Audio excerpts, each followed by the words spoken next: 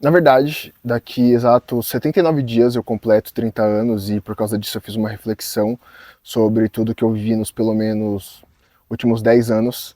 E se você tá na casa dos 20 e poucos, é com você que eu quero falar hoje. Porque a minha ideia aqui é compartilhar com você o que deu certo para mim ao longo desses anos, o que eu não teria feito e o que eu teria feito de diferente, né, durante esse período. Para que você não cometa os mesmos erros que eu e talvez, sei lá, use de atalho que eu vou dizer aqui hoje, se fizer sentido para você, lógico. Primeiro, acho que a grande maioria dos jovens nessa faixa etária, principalmente a galera ali que está nessa fase entre o pós-ensino médio e a vida universitária, perde muito tempo se preocupando com coisas que não vão agregar em nada para o futuro, né? E eu poderia passar horas aqui falando sobre como o meio, a cultura do nosso país, questões emocionais e até mesmo de criação de família influenciam nisso, porque a gente sabe que influencia mesmo, mas acho que aí a gente sai do nosso foco, do foco aqui que é falar sobre como, apesar de tudo isso, você pode não perder tempo com coisas que vão atrasar o seu lado lá na frente. Porque na casa dos 20 a gente idealiza coisa pra caramba e fica sonhando como a gente gostaria que fosse a nossa casa, para onde a gente quer viajar, como é que deveria ser, né, a nossa parceira ou o nosso parceiro, como a gente quer ser um profissional de sucesso e tudo mais. E esse exercício de visualizar como a gente quer que seja o nosso futuro, acho que precisa ser feito mesmo, independente aí da sua idade, desde que você execute as coisas. Mas ao mesmo tempo que a gente idealiza tudo isso na casa dos 20 e poucos, a gente também está preocupado, né, em como agradar as pessoas com o que elas pensam da gente, se elas não vão falar da nossa roupa, da casa que a gente mora, enfim.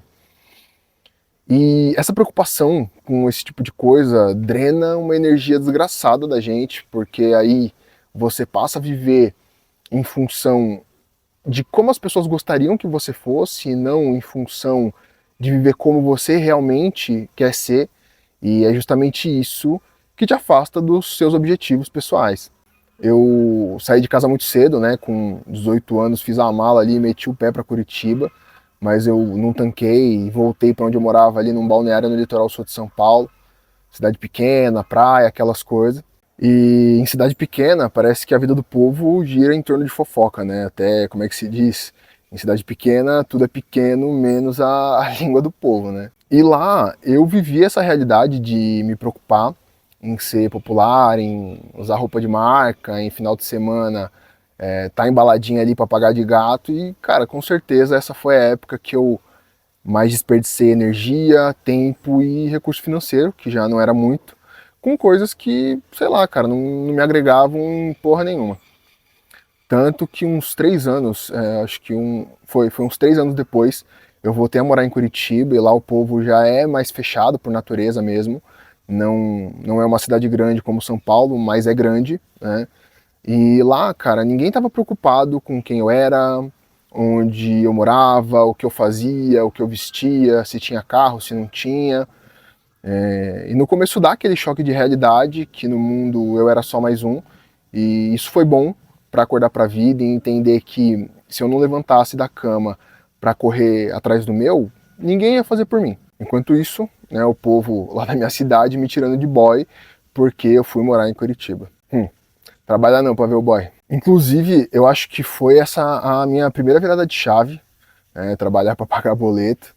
Mas assim, minha preocupação que antes era ser popular na minha cidade mudou pra, cara, conseguir um trabalho digno e que me proporcionasse pelo menos o mínimo ali para viver bem. E eu levei uns bons anos aí para conseguir esse trabalho. Então assim, estamos aqui, né, trocando uma ideia, mas se for listar aí uma série de conselhos, sei que esse é clichê, mas seria o primeiro, né, que é para de se preocupar com o que os outros pensam de você. Isso não vai pagar suas contas. E outra, hoje, sua tropinha aí pode ter uns 20 cabas, mas daqui 10 anos, se você tiver contato com 2 deles, já é muita coisa. Ou seja, os que você não tem contato não vão nem lembrar das suas escolhas, das suas decisões do passado, e mesmo que eles lembrem também, velho, foda-se.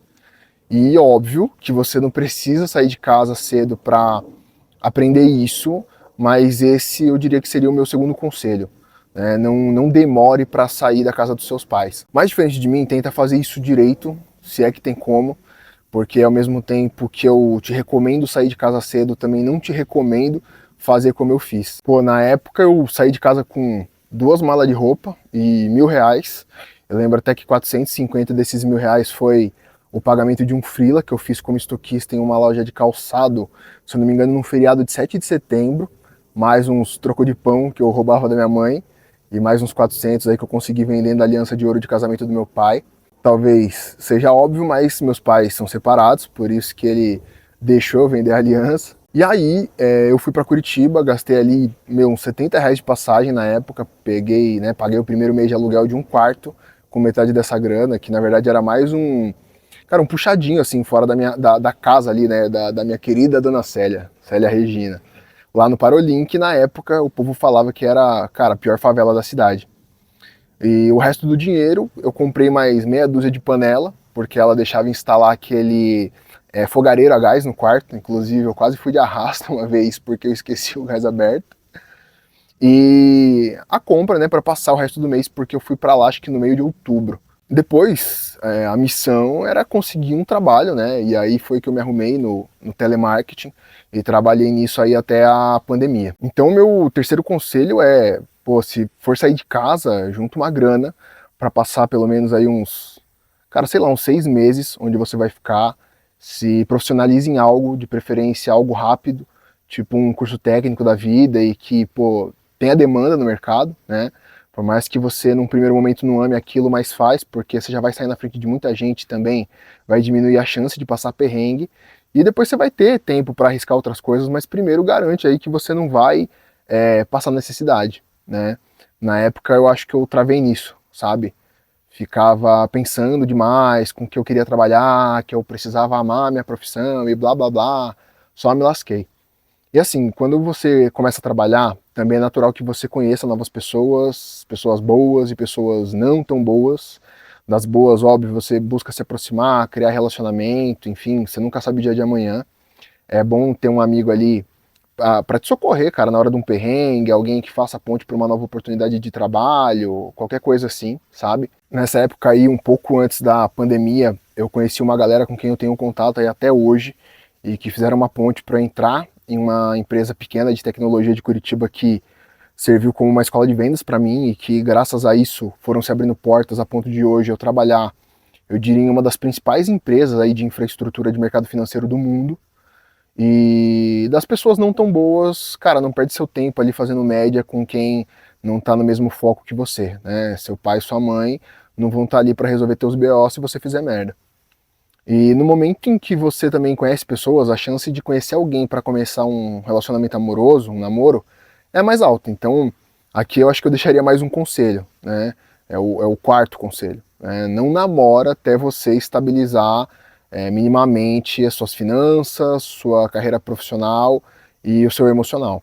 Porque um relacionamento requer tempo e atenção, e por mais legal que seja você ter alguém, essa pessoa precisa muito assim estar na mesma pegada que você para que esse relacionamento seja um acelerador do seu crescimento e não algo que vai tirar o seu foco.